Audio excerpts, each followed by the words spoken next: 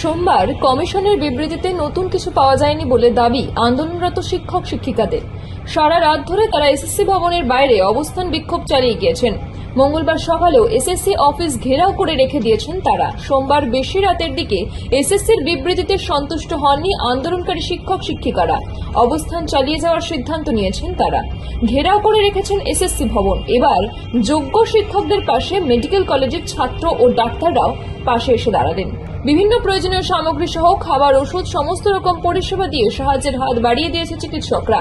পাশাপাশি যতদিন না পর্যন্ত শিক্ষকরা যোগ্য অযোগ্যের তালিকা প্রকাশের ন্যায় বিচার পাচ্ছে, ততদিন পর্যন্ত তারা শিক্ষকদের পাশে থাকবেন বলেও জানিয়েছেন। কারণ টাকা নিয়ে যারা চাকরি বেঁচেছিল এবং যোগ্য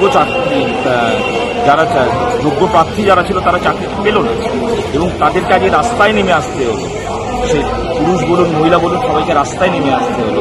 এর জন্য তো আমরা সরকার ছাড়া রাখি বা দেখুন, এটা আমরা বিগত দিনে দেখে এসেছি। আমরা যবে থেকে স্বাস্থ্য ভবনে আমরা আন্দোলন করেছি, আমরা অনশন মঞ্চে আন্দোলন করেছি, আমাদের নানাভাবে প্রশাসনের দ্বারা বাধা দেওয়া হয়েছে। আর এটা আমাদের কাছে নতুন নয়, হয়তো শিক্ষকদের কাছে নতুন হতে পারে।